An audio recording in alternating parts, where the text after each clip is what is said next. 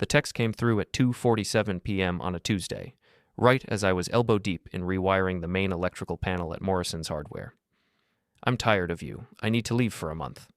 I stared at the screen, grease under my fingernails, sweat dripping down my forehead in the cramped utility room. Elin's words glowed back at me like a neon sign advertising everything wrong with our 15-year marriage. Should I be heartbroken or grateful for the peace and quiet? My name is Damon Vossel, and I've been running Parish Electrical with my partner Oscar for the better part of a decade. We handle everything from residential rewiring to commercial installations across 3 counties. It's honest work that pays well, though my wife has always acted like I come home smelling of failure instead of honest sweat. I didn't reply to the text. Instead, I finished connecting the new breaker, tested the circuits, and packed up my tools with the methodical precision that drives Elin crazy. You're like a robot, she's told me more times than I can count. Everything has to be perfect. Everything has to be in its place. Maybe she's right. Maybe that's exactly what she's about to find out. The drive home to our suburban split level took 22 minutes through traffic that crawled like molasses. I pulled into the driveway and noticed Elin's BMW wasn't there. The house felt different when I walked in, not empty, but hollow, like someone had sucked all the warmth out of the walls. Dad? Bea called from upstairs. She's 16, our older daughter, with Elin's blonde hair and my stubborn streak. Mom said she's going to stay at Aunt Maya's for a while. That right? I called back, loosening my work boots by the front door. The routine felt strange, knowing Elin wouldn't be there to complain about the mud I might track in. Liv appeared at the top of the stairs, 14 and sharp as a tack. She took 3 suitcases, she said, her voice carrying that particular tone teenagers use when they're testing how much truth adults can handle. And she was crying when she left. I nodded, filed that information away. You girls hungry? I'll order pizza. They exchanged a look, the kind of silent communication that happens between sisters who've learned to read the tension in a house. Are you and Mom getting divorced? Bea asked. I don't know, I told them, which was the truth. But whatever happens, you two are my priority. Always. That night, after the girls went to bed, I sat in my home office and really looked at our finances for the first time in months. Elin handled most of the household accounts, claiming she was better with numbers. I'd been content to let her manage things while I focused on building the business. Big mistake. The joint checking account showed regular transfers to an account I didn't recognize. Small amounts at first. 50 here, 100 there. But over the past 6 months, the transfers had gotten larger and more frequent. 2,000 last week. 5,000 the week before that. I opened a beer and started digging deeper. Credit card statements showed charges at restaurants I'd never been to, hotels in cities I'd never visited, shopping sprees at stores that sold things we didn't own, all of it recent. All of it while I was working 60-hour weeks to keep Parish Electrical growing. The pieces started falling into place like tumblers in a lock. Elin's sudden interest in girls' weekends. Her new clothes that she claimed came from clearance sales. The way she'd started showering as soon as she got home from her part-time job at the community center.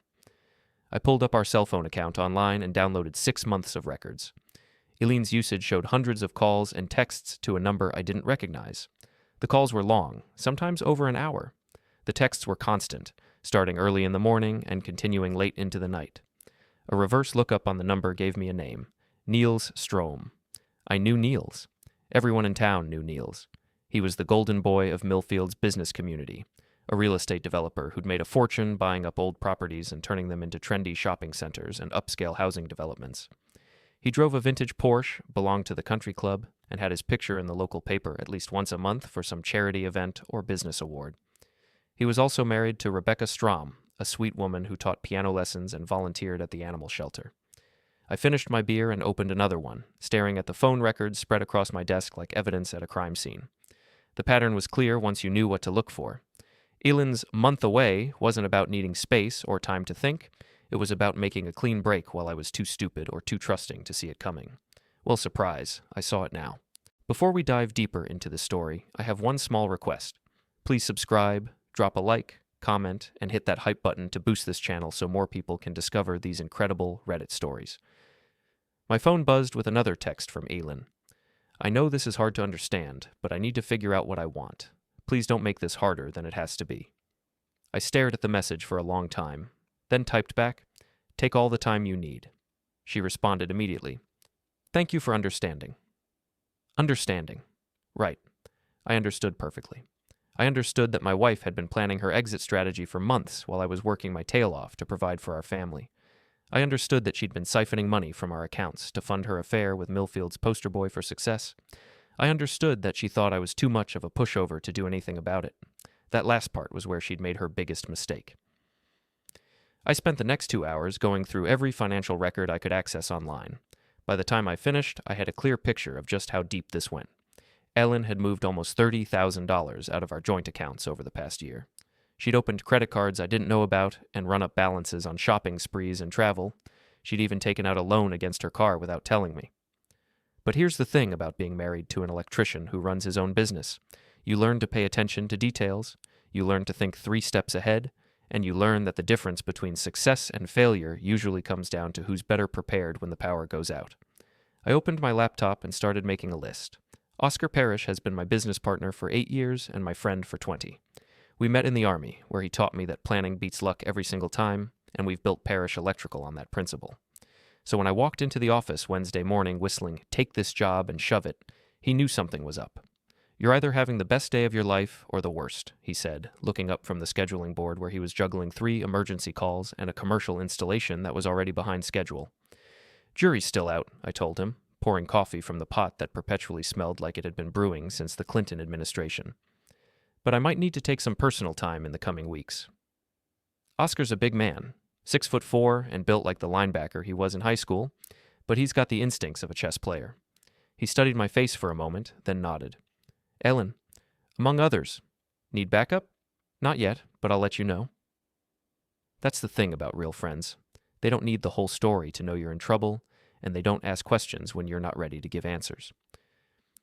I spent the morning handling routine calls, but my mind was working on a different problem entirely.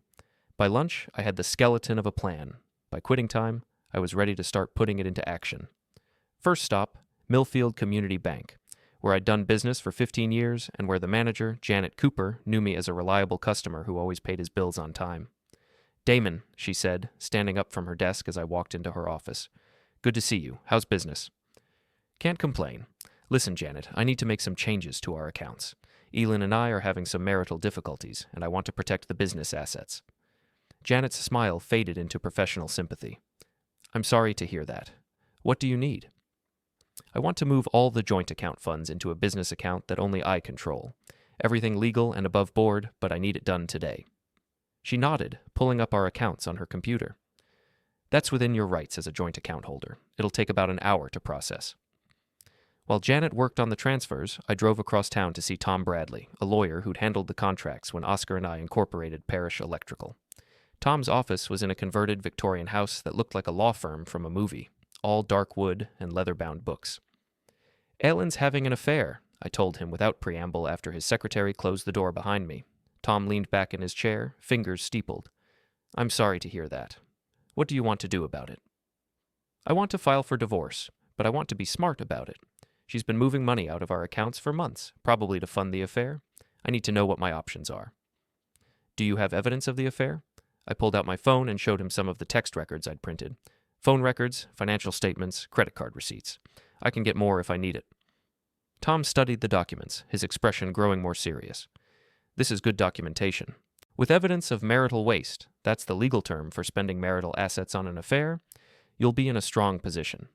But I have to ask, are you sure you want to go down this road? Divorce can get ugly fast." "It's already ugly," I said. "I'm just evening the odds." He spent the next hour explaining my rights and options. The key points were simple. I could legally move assets to protect them as long as I disclosed everything during the divorce proceedings. I could gather evidence of the affair and the financial waste. And I could file for divorce on grounds of adultery, which would strengthen my position in property division. "One more thing," Tom said as I was getting ready to leave. "Document everything. Every conversation, every text message, every financial transaction. If this gets contentious, and it sounds like it will, documentation will be your best friend." I left Tom's office feeling like a man who'd just put on armor. The next stop was the hardware store, where I bought a small digital recorder, a lockbox, and a new deadbolt for the front door. By the time I got home, the girls were already there, doing homework at the kitchen table. I made dinner, spaghetti and meatballs from a jar, nothing fancy, and we ate while they told me about their day. Normal family stuff, except for the empty chair where their mother usually sat. "Have you talked to Mom?" Liv asked as I was clearing the dishes. She texted to say she's fine and needs some time to think, I said, which was true as far as it went. Are you mad at her? Bea asked. I considered the question while I loaded the dishwasher. I'm disappointed, I said finally. But being mad doesn't solve problems. Taking action does. After the girls went to bed, I got to work. I changed the locks on all the exterior doors, then went through the house room by room, looking for anything I might have missed. In Elin's closet, behind a stack of sweaters she never wore, I found a shoebox that contained a second cell phone. The phone was locked, but it was an older model, and I'd learned a few things about electronics over the years. It took me 20 minutes and a YouTube video to bypass the lock screen. What I found made my jaw clench so tight I thought I might crack a tooth. Hundreds of text messages between Elin and Niels going back 8 months. The early ones were flirty but relatively innocent. The recent ones were explicit plans for a life together, including detailed discussions about how to handle the Damon situation. One message from Niels made my hands shake. Don't worry about the money. Once we're together, I'll make sure you're taken care of. He's too much of a nice guy to fight dirty. Elin's response. You don't know him like I do. He'll roll over and take whatever we give him. He always does. I set the phone down carefully, afraid I might throw it through the window if I held it any longer. They thought I was weak. They thought I was a pushover who'd let them walk all over me while they rode off into the sunset with my money and my dignity. They were about to learn how wrong they were. I photographed every message, uploaded them to a secure cloud account, then put the phone back exactly where I'd found it. Tomorrow, I'd start showing them what a nice guy looks like when he stops being nice. Thursday morning brought rain and a text from Elin. Can we talk? I know you must have questions. I waited 2 hours before responding. I'm working. Girls are fine. Take all the time you need. Her reply came back immediately. Thank you for being understanding. I know this isn't easy. Understanding. There was that word again. I was starting to hate it. I spent the morning installing new outlets at a medical office, but my mind was elsewhere. During lunch break, I called my buddy Jake Morrison, who runs a private investigation service on the side of his security business. I need a favor, I told him over sandwiches at Murphy's Deli. My wife's having an affair, and I need documentation. Jake nodded, unsurprised. He'd been through his own messy divorce 3 years ago. You want surveillance? Among other things. I've got phone records and financial statements, but I need pictures, video, the works. Her boyfriend is Niels Strom. Jake whistled low. The real estate guy? This is going to be interesting. What's your timeline? Fast. She thinks she's got a month to plan her exit strategy. I want to be 3 steps ahead of her. I can start tonight. What's your budget? Whatever it takes. That afternoon, I got a call from Janet at the bank. Damon, I thought you should know. Someone tried to access your joint accounts this morning. The system flagged it because the funds had been moved. Someone? The attempt came from Elin's online login. When the system showed 0 balance, there were several more attempts with different account numbers. I felt a cold smile spread across my face. Thanks for letting me know, Janet. Can you make sure I get notified of any future attempts? Already set up. By 5 o'clock, my phone was buzzing with increasingly frantic texts from Elin. Where did the money go? Damon, I need to access our accounts. This isn't funny. I waited until I was home with the girls before responding. Moved everything to business accounts for security. You said you needed time to think. Didn't want you worrying about finances. Her response was immediate. I need access to our money. Our money is safe. Your money is wherever you've been hiding it for the past year. The phone rang 30 seconds later. I let it go to voicemail. Then it rang again and again. Finally, I answered. Hey, Elin. What the heck do you think you're doing? Her voice was shrill, panicked. You can't just move our money without telling me. Actually, I can. Joint account holder, remember? Just like you've been doing for months. Silence. Then, I don't know what you're talking about. Sure you do. $30,000 moved to an account I don't have access to. Credit cards I didn't know about. Hotel bills for trips I wasn't invited on. Should I keep going? More silence. When she spoke again, her voice was different, calculating instead of panicked. We need to talk in person. I'm sure we do, but you said you needed a month to figure things out. I'm just giving you space. Damon, I hung up. The girls looked up from their homework, expressions carefully neutral. Everything okay? Bea asked. Your mother's having some financial difficulties, I said. Nothing for you to worry about. That night, after the girls were asleep, I got a text from Jake. Got them. Check your email. The photos were everything I'd hoped for, and worse than I'd imagined. Elin and Niels at a restaurant I couldn't afford, holding hands across the table. Elin and Niels entering a hotel together at 2 in the afternoon. Elin and Niels kissing in the parking lot of the community center where she supposedly worked late 3 nights a week. The timestamps showed the photos were taken today. While she was texting me about needing time to think, she was planning her future with another man. I forwarded the photos to Tom Bradley with a note. More evidence for the file. Then I opened a new text to Elin. Saw some interesting pictures today. You and Niels make a lovely couple. Hope the Marriott has good room service. My phone rang immediately. I turned it off.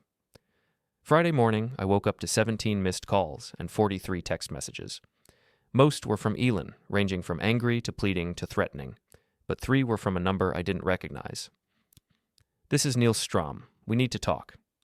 Your wife is going through a difficult time. Don't make it harder. Call me back or you'll regret it. I laughed out loud at that last one. Niels Strom, Golden Boy real estate developer, was threatening me. This was going to be more fun than I'd thought. I forwarded his messages to Tom Bradley, then sent Niels a reply. Looking forward to meeting you in person, soon. The response came back in under a minute. When and where? I thought about it for a moment, then typed, Murphy's Bar, tonight, 8 p.m. Come alone. I'll be there. Murphy's Bar was the kind of place where working people went to drink beer and complain about their bosses. The clientele was mostly contractors, mechanics, and factory workers. People who settled their differences with words first and fists second, but who didn't have much patience for pretty boys who thought money made them tough. I got there at 7:30 and took a seat at the bar where I could watch the door. Murphy himself was working, a retired cop who'd opened the place after putting in his 30 years. You look like a man with something on his mind, Murphy said, sliding a beer across the bar. My wife's boyfriend wants to have a conversation, I said. Murphy nodded like this was the most normal thing in the world. You know what kind of place this is? He's about to find out. Niels walked in at exactly 8 o'clock, looking around like he'd stepped into a foreign country. He was wearing khakis and a polo shirt that probably cost more than most of the patrons made in a day. His hair was perfectly styled, his teeth were perfectly white, and his expression was perfectly arrogant. He spotted me at the bar and walked over, trying to project confidence. Damon Vossel? That's me. I didn't get up, didn't offer to shake hands. Niels Strom, I presume. Drink? I don't drink with other men's husbands, he said, loud enough for half the bar to hear. The conversation level dropped noticeably. Murphy raised an eyebrow and moved closer, ostensibly to clean glasses. Interesting choice of words, I said, taking a slow sip of my beer. Since you've been drinking with another man's wife for the better part of a year? Niels's face flushed red. Look, this situation is complicated. No, it's not. I turned to face him fully, my voice calm and conversational. You've been having an affair with my wife. She's been stealing money from our family to fund your little romance. Now you want to threaten me into making it easy for you. Did I miss anything? You don't understand. I understand perfectly. I pulled out my phone and showed him one of Jake's photos, Niels and Elin kissing in the hotel parking lot. Nice form, by the way. Very romantic. The bar had gone completely quiet now. 20 pairs of eyes were watching Niels squirm like a bug under a magnifying glass. You can't prove anything, he said, but his voice cracked slightly. Actually, I can prove everything. Phone records, financial statements, photographs, hotel receipts. I've got enough evidence to bury you so deep, your real estate license will need a search warrant to find you. You're bluffing. I smiled and pulled out a manila folder, spreading some of the documents across the bar. Phone records showing 8 months of daily calls, credit card receipts from restaurants and hotels, bank statements showing systematic theft of marital assets, and my personal favorite, I pulled out a printed screenshot of one of Elin's text messages, your girlfriend's own words about how I'm too much of a nice guy to fight back. Niels stared at the evidence, his face going pale. What do you want? I want you to understand something very clearly, I said, standing up slowly. I'm not a big man, but I'm solid from 20 years of physical work, and right now I felt like I could bend steel with my bare hands. You thought you were dealing with some weak husband who'd roll over and let you steal his life. You were wrong. Are you threatening me? I'm educating you. I stepped closer, close enough that he had to look up to meet my eyes. See, you made a mistake when you decided to mess with my family. You assumed I was weak because I'm nice. But there's a difference between being nice and being weak, and you're about to learn what it is. Niels tried to take a step back and bumped into a bar stool. I could have you arrested for harassment. With what evidence? I haven't touched you. I haven't threatened you. I've just shown you some facts and had a conversation. I gathered up the documents and put them back in the folder. But here's what's going to happen next. You're going to go home to your wife and tell her the truth. You're going to end things with Elin, and you're going to pray that I'm feeling generous when this is all over. And if I don't?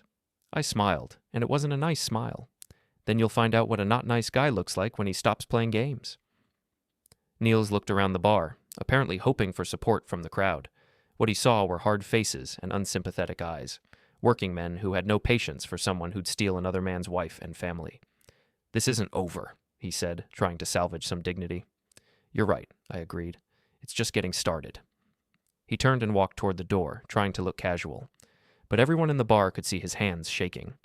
Murphy leaned across the bar as the door closed behind Niels. "That was educational," he said. "Buy you another beer?" "Thanks, but I should get home to my girls." "Good man. And Damon, if that pretty boy comes back around here causing trouble, you let me know." I nodded and left a 20 on the bar. As I walked to my truck, I felt lighter than I had in months. For the first time since this whole mess started, I was the one calling the shots. My phone buzzed with a text from Elin. "Niels told me what you did. We need to talk." I typed back, "I'm sure we do, but like I said, take all the time you need." Then I turned off the phone and drove home to my daughters, whistling. Saturday morning brought a knock on my door at 7 a.m. I opened it to find Maya Lindqvist, Elin's best friend and partner in crime, standing on my porch with her arms crossed and her face set in what she probably thought was an intimidating expression. Maya was the kind of woman who'd peaked in high school and spent the next 20 years trying to reclaim her crown. She'd married well. Her husband Carl owned 3 auto dealerships, but she'd never gotten over the fact that not everyone was impressed by her designer handbags and weekly spa appointments. "We need to talk," she announced, pushing past me into the living room like she owned the place. "Good morning to you too, Maya. Coffee?" "Don't be cute, Damon. You know why I'm here." I poured myself a cup and leaned against the kitchen counter, studying her. She was wearing workout clothes that probably cost more than most people's car payments, and her makeup was perfect despite the early hour. This wasn't a spontaneous visit. She'd planned this confrontation. "Actually, I don't," I said. "Enlighten me." "Elin is my best friend, and I'm not going to stand by and watch you destroy her life because you can't handle the fact that your marriage is over." I took a sip of coffee, considering my response. "Interesting perspective. Tell me, Maya, how long have you known about the affair?" Her face flushed slightly. "I don't know what you're talking about." "Sure you do. You've been covering for Elin for months. The girls' weekends that were really romantic getaways, the shopping trips that were really hotel visits, the work emergencies that were really afternoon liaisons. You've been lying to my face every time I asked about my wife's whereabouts." "Elin needed support. Elin needed an accomplice." I set down my coffee cup and moved closer. "And you were happy to help her steal from my family as long as you got to feel important." "That's not... How much did you know about the money, Maya? Did you help her set up the secret accounts? Did you go with her to open the credit cards? Or were you just the lookout while she robbed her own children's future?" Her mouth opened and closed like a fish. "You can't talk to me like that." "I can talk to you however I want in my own house, which, by the way, is no longer Elin's house. She forfeited that right when she decided to plan her exit strategy with another man." "You're being cruel?" "I'm being honest. There's a difference, though. I understand it might be hard for you to recognize." Maya's composure cracked completely. "You think you're so smart, don't you? You think you've got everything figured out. But Elin isn't the only one who's tired of your condescending attitude. Half the neighborhood thinks you're an arrogant jerk who treats his wife like property." "Half the neighborhood, huh? That's interesting, because I've lived here for 10 years, and most of my neighbors seem to like me just fine. But I'm curious. Which half are we talking about? The half that includes Rebecca Strom, who doesn't know her husband's been cheating on her? Or the half that includes your husband Carl, who doesn't know you've been helping my wife commit adultery?" The color drained from her face. "You wouldn't." "Wouldn't what? Tell the truth? Why wouldn't I?" "Because it would hurt innocent people." I laughed, and it wasn't a pleasant sound. "Now you're concerned about innocent people? Where was that concern when you were helping Elin hurt me and my daughters?" "That's different." "No, it's not. You made a choice to involve yourself in my marriage. You chose to help another woman betray her family. You chose to lie and scheme and cover up theft. Now you get to live with the consequences of those choices." She tried one more time to regain control of the conversation. "Elin loves Niels. They're happy together. Why can't you just let her go?" "Because she's trying to take half of everything I've worked for while leaving me with all the debt she's accumulated. because she's trying to destroy our daughter's stability for her own selfish desires, and because she's stupid enough to think I'll just roll over and let her do it. I walked to the front door and opened it. This conversation is over, Maya. You can tell Elin that her messenger service isn't welcome here anymore. If she wants to talk to me, she can do it herself. You're making a mistake. The only mistake I made was trusting my wife and her friends. I won't make that error again. After Maya left, I called Jake Morrison. I need you to expand the surveillance, I told him. I want to know everywhere they go, everyone they talk to, every move they make. What's the budget? Whatever it takes. Sunday was quiet. I took the girls to breakfast, then to a movie, trying to maintain some sense of normalcy while their world shifted around them. They didn't ask about their mother, and I didn't volunteer information, but I could see the questions in their eyes, the uncertainty about what came next. That evening, after Bea and Liv went to bed, I sat down with my laptop and started phase 2 of my plan. Niels Strom had built his reputation on being Millfield's golden boy, the successful businessman who gave back to the community. His company website featured photos of him at charity events, ribbon cuttings, and community festivals. He was on the board of 3 local nonprofits and had been named Businessman of the Year twice by the Chamber of Commerce. But successful men often have secrets, and secrets leave paper trails. I started with public records. Niels's company, Strom Development, had been involved in several controversial projects over the years. There were complaints about shoddy construction, disputes with contractors, and at least 3 lawsuits from buyers who claimed they had been sold defective properties. More interesting were the financial records. Strom Development had received several large loans from the city's Economic Development Fund, taxpayer money meant to encourage local business growth. But the projects funded by those loans had a suspicious tendency to go over budget, with the extra costs always seeming to benefit Niels personally. I spent 3 hours following the money trail, taking screenshots and printing documents. By the time I finished, I had enough material to raise serious questions about Niels's business practices. But that was just the beginning. Monday morning, I called Tom Bradley. I need you to file the divorce papers, I told him. Full disclosure of the affair, the financial waste, everything. Are you sure you want to go nuclear this early? Tom asked. Once we file, there's no going back. I'm sure, and I want Elin served at the community center in front of her co-workers. That's a little vindictive, don't you think? That's the point. I spent the rest of the week executing my plan with military precision. Jake's surveillance photos went to Rebecca Strom, along with a note expressing my sympathy for what she was about to discover. The financial irregularities in Niels's business dealings went to an investigative reporter at the local newspaper who'd been looking for a good corruption story. On Thursday, I got a call from Janet at the bank. Damon, you should know that Elin came in this morning trying to access the accounts again. When I explained that the funds had been moved, she became quite upset. Define upset. She accused you of stealing from her and threatened to call the police. I had to ask security to escort her out. Thanks for the heads up, Janet. There's more. She had a man with her. Well-dressed, expensive car. He tried to convince me that there had been some kind of mistake with the account transfers. Did he give you his name? Niels Strom. He claimed to be representing Elin's interests. I felt my jaw clench. What did you tell him? That he had no legal standing to access your accounts, and that any further attempts to do so would be reported to the authorities. Perfect. Thanks, Janet. Friday afternoon, everything came together at once. Elin was served with divorce papers while teaching a children's art class at the community center.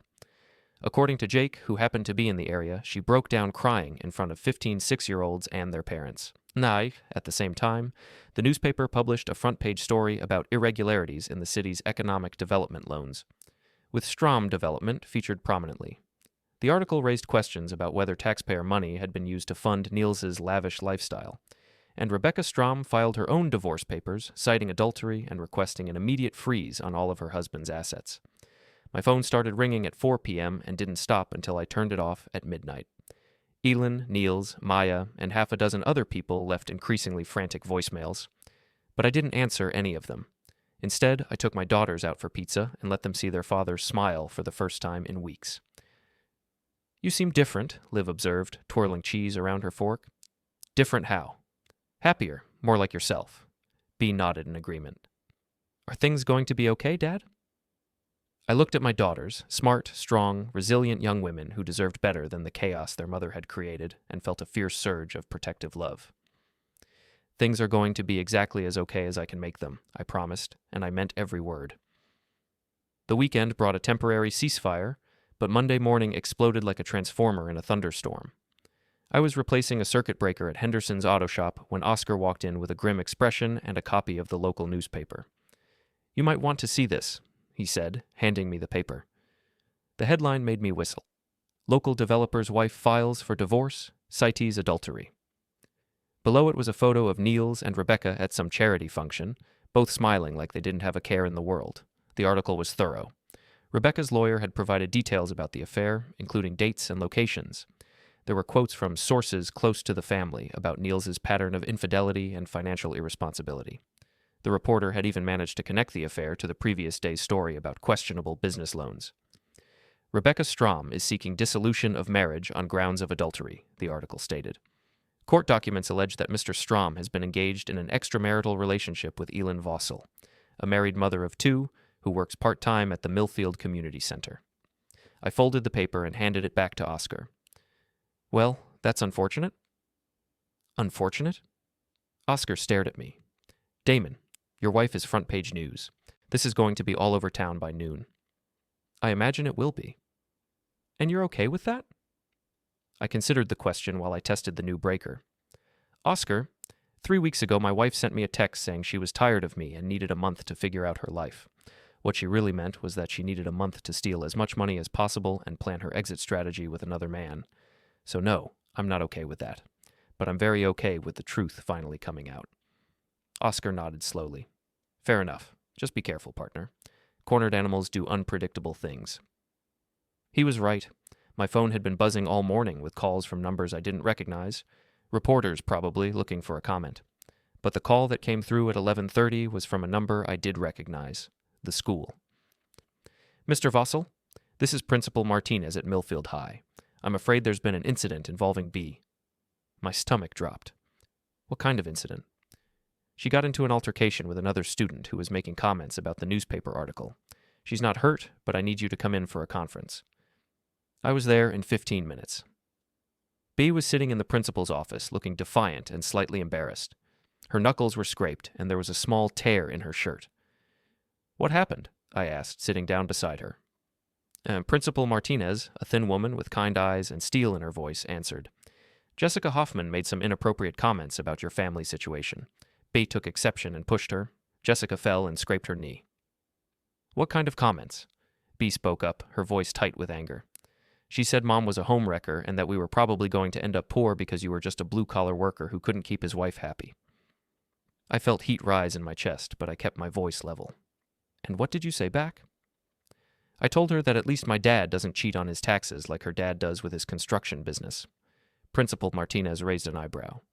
"That's oddly specific." I looked at my daughter with new respect. "Where did you hear about Mr. Hoffman's tax issues?" Bea shrugged. "You were on the phone with someone last week talking about contractors who pay their workers under the table to avoid taxes. I just put 2 and 2 together." Smart girl. Too smart, maybe. "Bea, I understand you were defending our family," I said, "but you can't solve problems by pushing people." "I know. I'm sorry." "Are you? Or are you sorry you got caught?" She considered this seriously. "I'm sorry I got caught, but I'm not sorry I stood up for us." Principal Martinez looked like she was trying not to smile. "Mr. Vossel, under the circumstances, I think we can handle this with a warning. But Bea, if this happens again, there will be consequences." "It won't happen again," Bea promised. "Good. You can return to class." After Bea left, Principal Martinez leaned back in her chair. "She's a good kid, Mr. Vossel, strong, like her father, I imagine. She gets that from both sides of the family. I'm sure she does. For what it's worth, I'm sorry about what you're going through. Divorce is hard on everyone, especially the children." "Thank you. I'm trying to keep them out of it as much as possible." "That's admirable. But you should know that kids hear everything, and they're going to have opinions about what they hear. Bea's not the only student who's been talking about the situation." I nodded. "I appreciate the heads up." As I walked back to my truck, my phone rang. The caller ID showed Elin's number. "Hello, Elin. How could you do this to me?" Her voice was raw, desperate. "How could you humiliate me like this?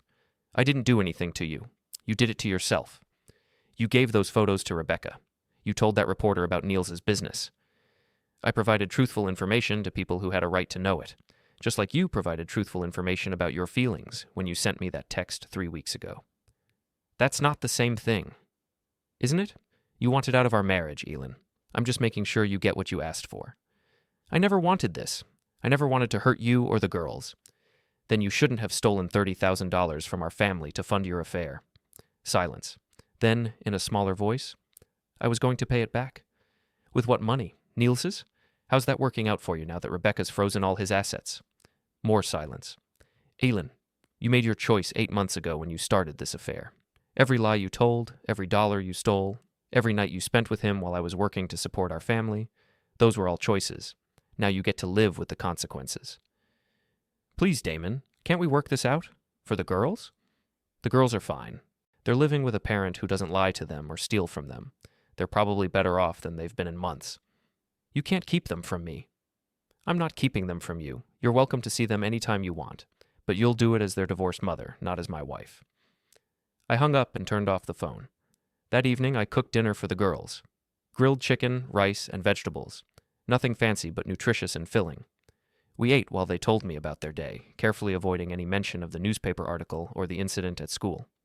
After dinner, Liv helped me clean up while Bea finished her homework. Dad? Liv said, drying a plate with unusual concentration. Are people going to keep talking about us? For a while, probably.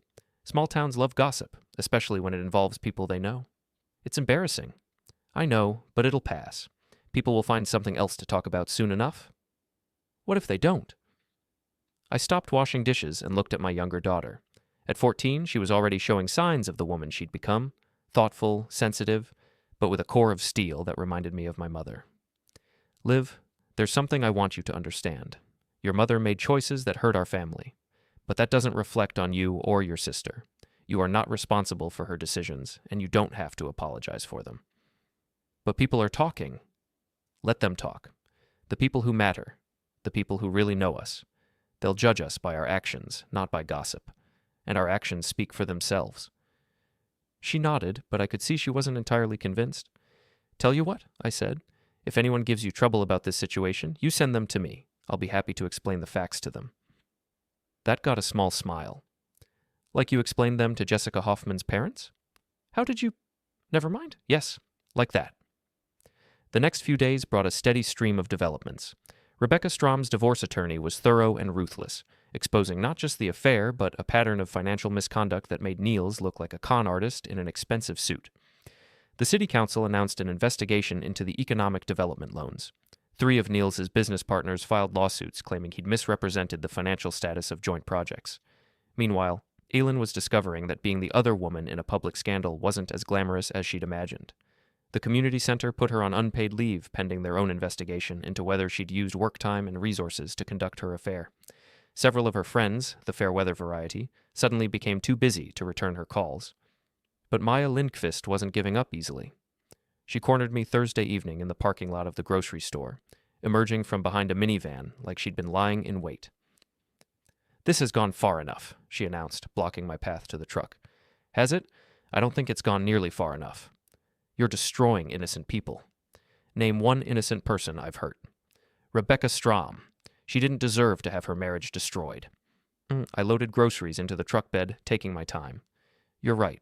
Rebecca didn't deserve to have her marriage destroyed. But I didn't destroy it. Her husband did when he decided to cheat on her with my wife. You could have handled this privately. Like Elin handled our marriage privately? Like she privately stole money from our children's college fund? Like she privately planned to leave me with nothing while she rode off into the sunset with her boyfriend? Maya's face flushed. She made mistakes. She made choices, and now she gets to live with them. What about forgiveness? What about Christian charity? I almost laughed.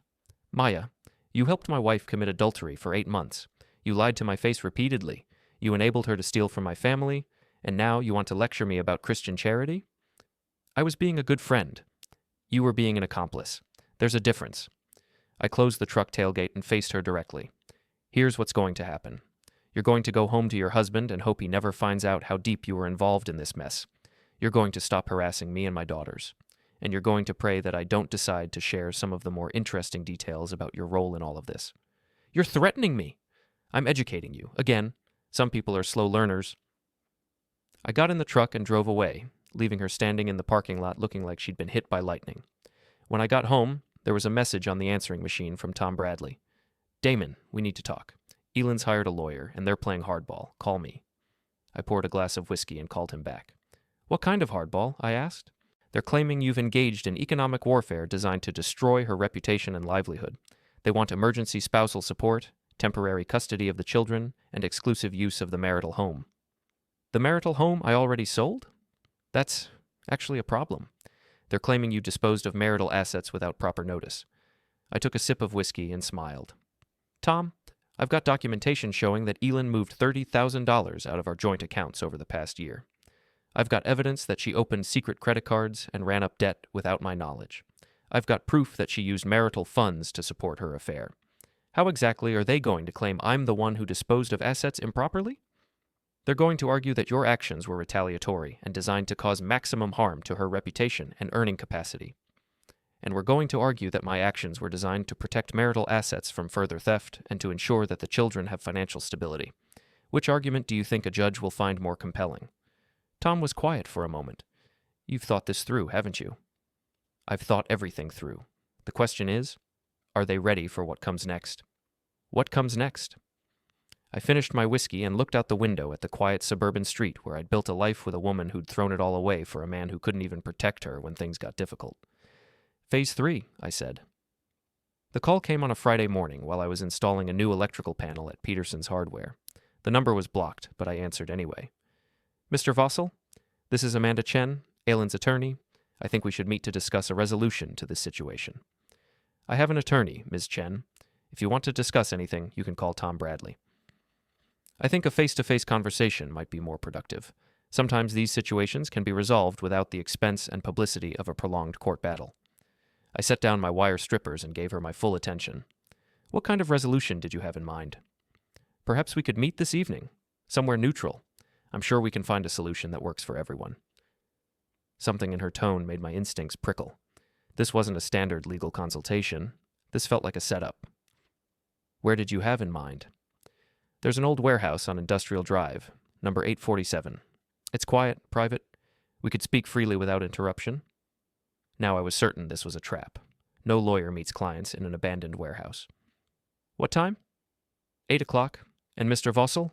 It would be better if you came alone. I hung up and immediately called Tom Bradley. Elin's lawyer just invited me to a meeting in an abandoned warehouse, alone, at night. That's not how lawyers operate, Tom said immediately. This smells like trouble. That's what I thought. Can you trace the number? I'll try, but Damon, don't go to that meeting. If they want to talk, they can do it in my office during business hours. Actually, I think I will go, but not alone. I called Oscar next. Remember when you asked if I needed backup? Yeah, I need backup. An hour later, I was sitting in Oscar's truck outside 847 Industrial Drive, studying the building through binoculars. It was an old Parish Electrical warehouse that we'd abandoned 5 years ago when we moved to our current location. I still had keys. Looks empty, Oscar said, adjusting his own binoculars. But there are 3 cars in the back lot. Recognize any of them? The red BMW is Elin's. The black Mercedes might be the lawyer's. Don't know about the white Escalade. I lowered the binoculars and checked my watch, 7:45. I'm going to go in through the side entrance and see what they've got planned. You stay here and call the cops if things go sideways. How will I know if things go sideways? Trust me, you'll know. I slipped out of the truck and made my way around to the side of the building, using the shadows to stay hidden. The side door was unlocked, another red flag. I eased it open and stepped inside, letting my eyes adjust to the dim light. The warehouse was mostly empty except for some old equipment we'd left behind and a few folding tables and chairs set up in the center of the space. But what caught my attention was the setup. It looked like an interrogation room, with one chair facing several others. Definitely not a legal consultation. I heard voices from the far end of the building and moved closer, staying behind a stack of old electrical conduit. Sure he'll come? That was Elin's voice, nervous and strained. He'll come. His ego won't let him stay away. A man's voice I didn't recognize. What if he brings someone with him? Niels, sounding worried. Then we improvise. The important thing is to get him to sign the papers. I pulled out my phone and started recording, moving closer to get a better view. What I saw made my jaw clench. Elin was there, looking haggard and desperate. Niels was pacing nervously, his usual polished appearance replaced by the look of a man who'd lost everything. And there were 3 other men I didn't recognize, big guys in cheap suits who looked like they'd be more at home in a back alley than a legal meeting. But the most interesting person in the group was a woman in an expensive business suit who was clearly running the show. "Remember," she was saying, "we need him to sign the confession and the financial agreement. Once we have those documents, the rest of this mess goes away." "And if he refuses?" one of the muscle guys asked. "He won't refuse. Not once he understands the consequences of saying no." I'd heard enough. I slipped back outside and called Tom Bradley. "It's definitely a setup," I told him. "They want me to sign some kind of confession and financial agreement. There are 3 guys here who look like hired muscle. Get out of there now and call the police." "Not yet. I want to see how far they're willing to go." "Damon?" "Trust me, Tom. I know what I'm doing." I hung up and texted Oscar. "Call 911 in exactly 10 minutes. Tell them there's a disturbance at 847 Industrial Drive." Then I walked around to the front entrance and knocked on the door. Niels opened it, trying to look casual.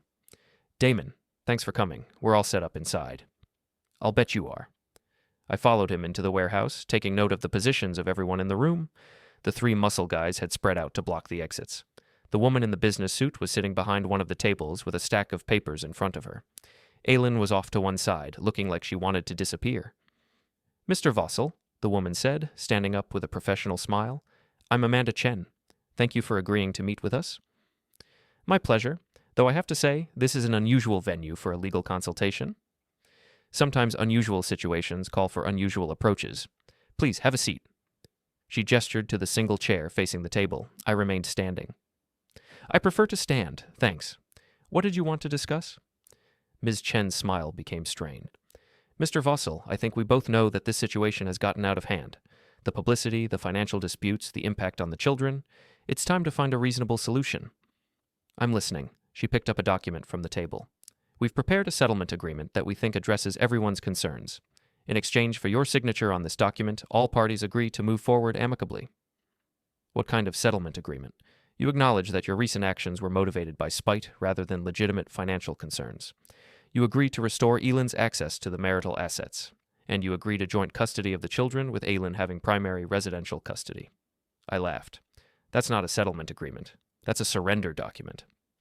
"Mr. Vossel," one of the muscle guys spoke up, "maybe you should consider the offer more carefully." I turned to look at him. "And you are?" "Someone who thinks you should listen to the lady." "Interesting. Are you a lawyer, a mediator, or just hired help?" The man's face darkened, but Ms. Chen held up a hand. "Mr. Vossel, let's keep this civil. We're all adults here." "Are we? Because this feels more like a shakedown than a legal meeting." "Nobody's shaking anyone down," Niels said, but his voice cracked slightly. "We just want to resolve this situation without more damage to everyone involved." "Everyone involved? You mean like your wife, who's filing for divorce because you cheated on her? Or like my daughters, who've had to watch their mother destroy their family for another man? Or like the taxpayers who are finding out you've been stealing from the city's development fund?" Niels's face went pale. "I never stole anything." "Really? Because the forensic accountant the city hired seems to disagree. Something about loans that were never properly documented and projects that went mysteriously over budget." "You can't prove anything." "Actually, I can prove everything. I've got documentation going back 3 years showing a pattern of financial irregularities in your projects. I've got testimony from contractors who say you pressured them to inflate invoices. I've got bank records showing suspicious transfers between your personal and business accounts." Ms. Chen stood up abruptly. "Mr. Vossel, I think you are misunderstanding the nature of this meeting." "No, I understand perfectly. You thought you could intimidate me into signing away my rights and my assets.